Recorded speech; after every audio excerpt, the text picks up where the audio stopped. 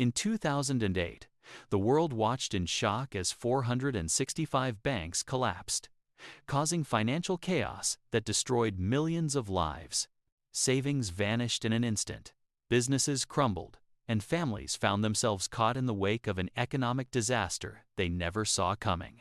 But what if I told you that what happened in 2008 is nothing compared to what's coming in 2026? What if the next bank collapse is already in motion, and most of us don't even realize it yet? I know you've heard warnings before. You've probably dismissed them as just another doom and gloom prediction, right? The truth is, you're not alone. Most people think their money is safe, tucked away in banks, protected by regulations and insurance. But let me tell you, that sense of security is about to be shattered. What's about to happen is not a matter of if, but when.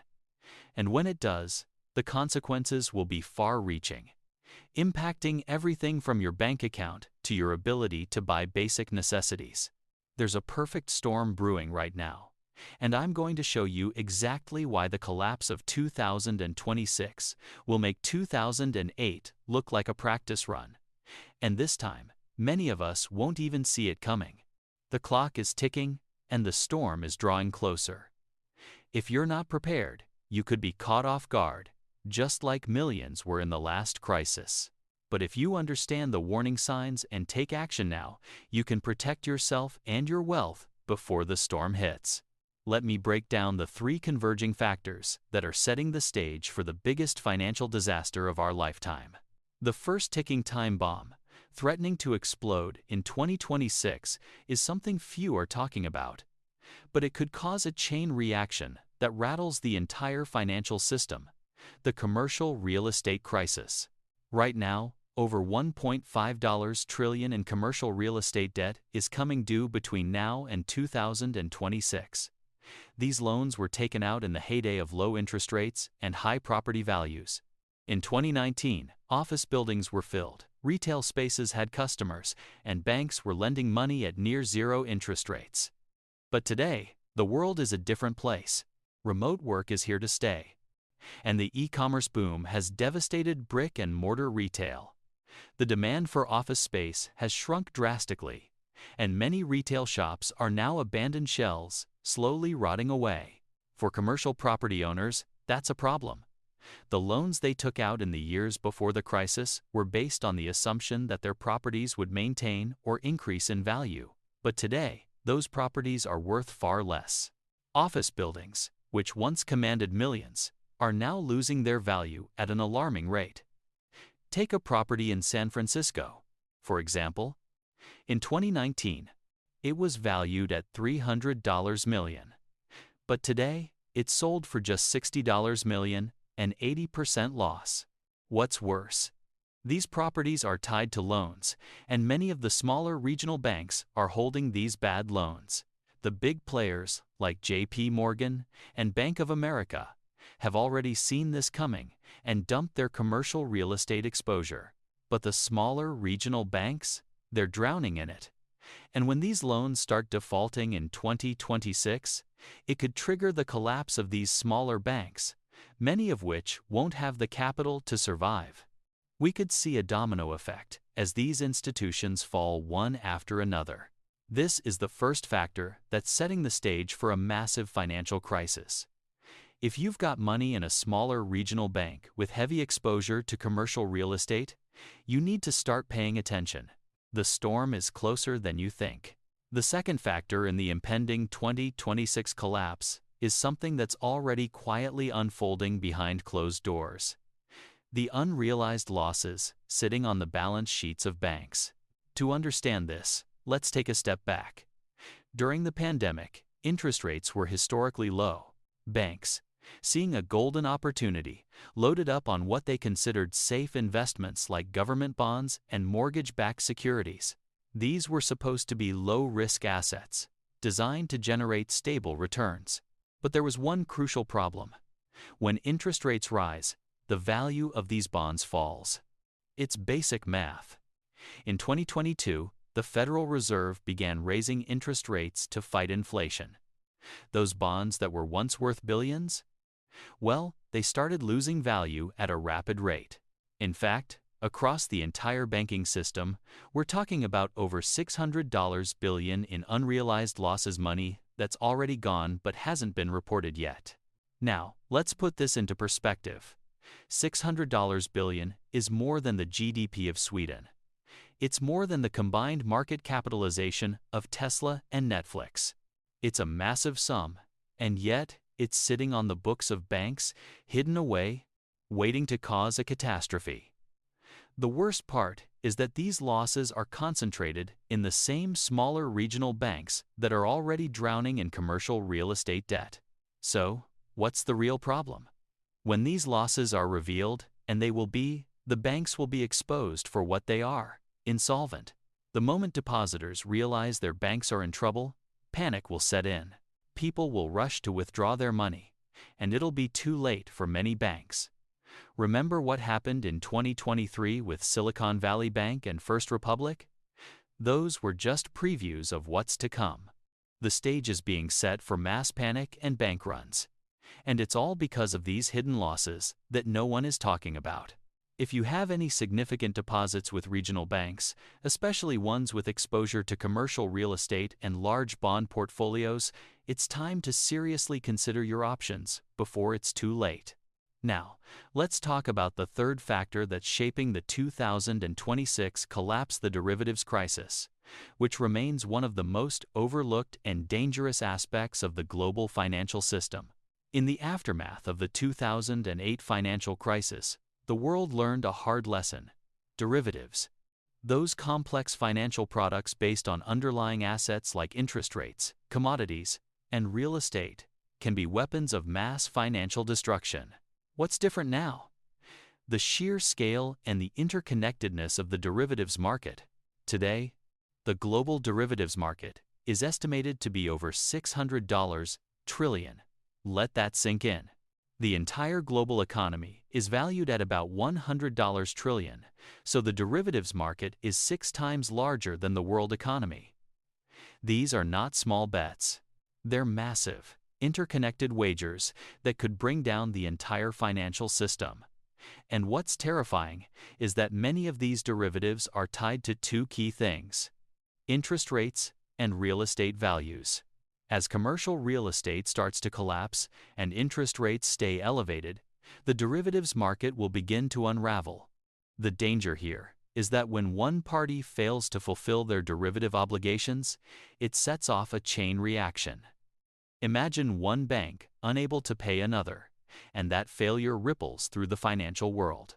We saw the early signs of this during the 2008 crisis, and the same risks are even more pronounced today. What makes the derivatives crisis especially dangerous is that it's a ticking time bomb that many people don't even realize is there. The derivatives market is largely opaque, with much of the risk hidden from public view. But when it begins to fail, it will cause a ripple effect, potentially collapsing entire financial institutions and spreading contagion throughout the global economy. Once again, just like the hidden losses on banks' balance sheets, the derivatives time bomb is something that most people aren't aware of. It's only a matter of time before it triggers a global financial crisis, and that time is fast approaching. Now that we've covered the ticking time bombs of commercial real estate and derivatives, let's focus on the banking system's deteriorating liquidity. The ability of banks to provide enough cash to meet their obligations and satisfy depositors' withdrawal demands. Over the past decade, the banking system has undergone a massive shift. In the aftermath of the 2008 financial crisis, banks were forced to raise capital reserves and improve liquidity. However, despite the appearances of stability, banks are still significantly vulnerable to liquidity crises. And we're beginning to see the cracks in the system. One of the critical red flags for bank liquidity is the rise in unrealized losses. When interest rates rise, as they have been since 2022, the value of assets held by banks, such as government bonds, takes a hit. While these losses are unrealized, meaning they haven't yet been reported because the bonds haven't been sold, they are already weighing heavily on bank balance sheets. At the same time, many regional banks are facing additional challenges. Their loan portfolios are often heavily concentrated in commercial real estate, which is now plummeting in value. When these assets lose value, the bank's ability to lend diminishes, and this is a recipe for disaster when there is a sudden surge in withdrawal requests. The recent failures of Silicon Valley Bank and First Republic Bank in 2023 serve as a reminder of how quickly bank runs can escalate. Both institutions were sitting on massive losses due to exposure to rising interest rates and concentrated investments. Once the public caught wind of their vulnerability, billions of dollars were withdrawn in mere hours, triggering their collapse. With the current state of the global financial system, the risk of liquidity crises hitting smaller banks in 2026 is extremely high. As more and more banks find themselves in this precarious position, it's only a matter of time before the situation escalates into a full-blown crisis. Now, let's shift our focus to the most dangerous, yet largely overlooked, ticking time bomb in the financial system: derivatives. These financial instruments, which are essentially bets on the future value of assets, have grown so large and complex that they now represent more than 6 times the global economy. To put this in perspective, the total value of the derivatives market is a staggering $600 trillion. That's more than the combined GDP of every country in the world. These contracts are tied to everything from interest rates to real estate prices to government bonds, and they often have cascading, interconnected effects. So, when one major player fails to meet its obligations, it can set off a chain reaction that brings down the entire system. Think of it as a game of financial Jenga. Remove one piece, and the entire structure could collapse. But what does this have to do with the 2026 crisis? As the commercial real estate market continues to implode, and as interest rates stay elevated, the derivatives market will begin to unravel. The value of these contracts, which are tied to real estate and interest rates, will start to decline. The domino effect could hit regional banks, which are heavily invested in these derivatives. When one major player defaults, it triggers a chain reaction of defaults. This is how a global financial meltdown begins. The real concern is that no one knows the true extent of this problem. Many of the largest derivatives contracts are not transparent, and the vast majority of the market is held by a few major players. These firms are so deeply interconnected that when one fails, the fallout is felt globally. The 2008 financial crash was an example of how derivatives, particularly mortgage-backed securities, brought down the entire banking system. In 2026, derivatives linked to commercial real estate and rising interest rates could be even more devastating. The derivatives crisis is one of the biggest hidden risks to the financial system in the coming years. If these contracts begin to unravel in 2026, it will lead to a cascading series of failures, sending shockwaves through the entire global economy. Now that we've looked at the looming derivatives catastrophe, let's focus on a specific sector that will be hit hardest by this financial storm: regional banks. These banks, often overlooked by the general public, are on the front lines of the coming collapse. Regional banks are typically more vulnerable than the big, nationally recognized institutions. Why? Because they hold a disproportionate amount of the bad commercial real estate debt, as well as a significant share of the derivatives exposure we just discussed. Unlike the big banks like JP Morgan or Bank of America, these smaller institutions were slow to react to the warning signs. They didn't divest quickly from the commercial real estate market or the risky derivatives market. And now, as the value of these assets plummets, they're stuck with enormous losses they can't absorb. Take a look at what's already happened to some regional banks. In 2023, we saw Silicon Valley Bank and First Republic Bank go down in record time. Why? Because depositors realized that their banks were technically insolvent, and once that information got out, the bank runs began. Billions of dollars were pulled out in a matter of hours, and by the time the FDIC stepped in to take over, it was too late. Now, imagine what will happen when these smaller banks face the same kind of crisis in 2026. They will be facing the dual pressure of massive unrealized losses on their balance sheets and a commercial real estate collapse. In some areas, such as cities with high exposure to office buildings, regional banks will be sitting on properties worth only a fraction of what they were once worth. When their loan defaults start piling up, it's only a matter of time before they're unable to stay afloat. This is not a worst-case scenario, it's a near certainty. By 2026, a significant portion of regional banks will fail, and the fallout will spread throughout the economy. As more people become aware of the instability in these institutions, more people will start pulling their money out. The domino effect will be in full swing, and the smaller players will be hit hardest, leading to mass closures and increased panic.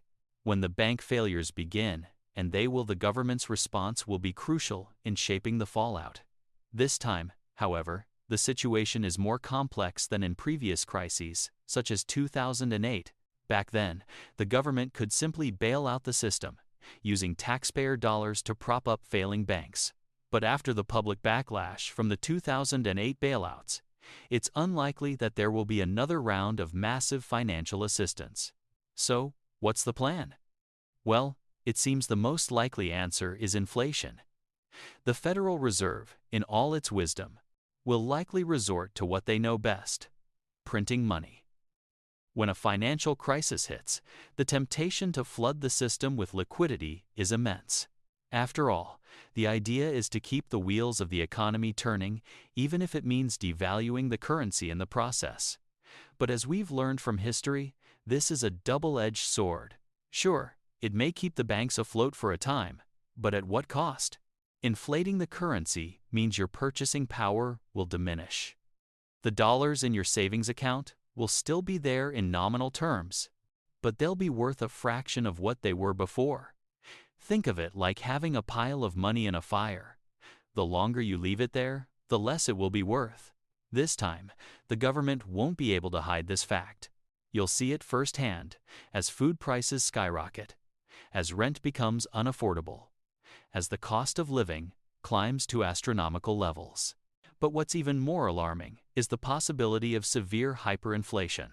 If inflation continues unchecked, if the government pushes the money supply even further, we could see a situation where your savings are effectively wiped out.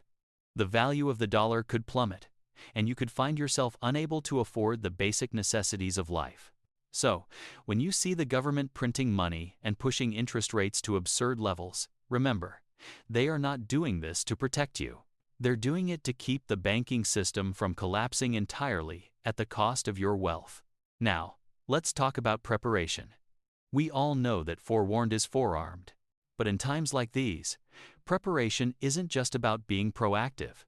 It's about taking the necessary steps to preserve your wealth and protect your future when everything seems to be crumbling.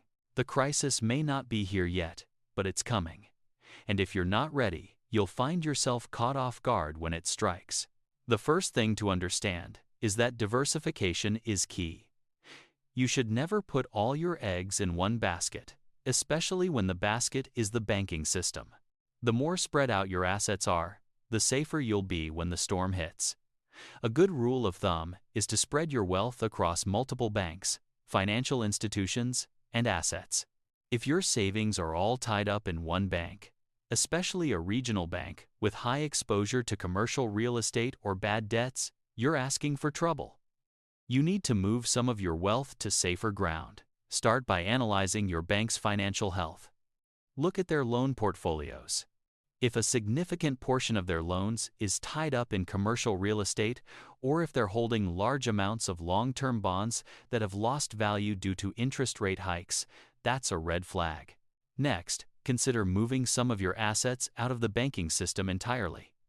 Precious metals like gold and silver are timeless stores of value that hold up well during periods of hyperinflation. You can also invest in short-term treasury bills or treasury money market funds, which are backed by the full faith and credit of the U.S. government. But the most important thing you can do right now is act. Don't wait until the banks are in turmoil, and don't wait until the headlines are screaming about a crisis. The smartest thing you can do is take small, deliberate steps to protect your wealth before the panic sets in. Time is running out, and those who are prepared will weather the storm far better than those who aren't. Now that you understand what's happening, the question remains: what will you do about it? You don't have to panic, but you can't afford to be passive either. The smart money is already preparing for the storm that's coming. Bank executives are selling their stock. Government agencies are preparing for mass failures, and billionaires are quietly positioning themselves to profit from what's coming. The writing is on the wall. It's time for you to take action. Here's what I want you to do right now. Don't wait for the headlines. Don't wait for the crisis to be obvious. Start by auditing your current financial situation. Look at where your money is and ask yourself, are you vulnerable? If the answer is yes, it's time to make a change. Spread your wealth. Don't rely on just one bank or one asset. Move your money into safe havens like gold, silver, and U.S. Treasury bonds. Consider diversifying internationally. Protect your wealth from inflation by holding physical cash and hard assets. Most importantly, educate yourself. The more you know, the better prepared you'll be when the crisis hits. Stay informed, monitor the signals, and take action early. Time is your greatest ally. If you act now, you can ensure that you're not left behind when the storm hits. So, what's the next step? Take action. If you haven't already, start by sharing this video with your friends and family. Don't keep this information to yourself. We all need to be prepared. And remember, the next crash isn't just coming, it's already on its way. Don't wait until it's too late. Prepare now. Hit the subscribe button if you haven't already, and turn on notifications so you won't miss any updates. You'll want to stay ahead of the curve when the next financial crisis unfolds. Stay safe, stay informed, and most importantly, stay prepared. You've got this.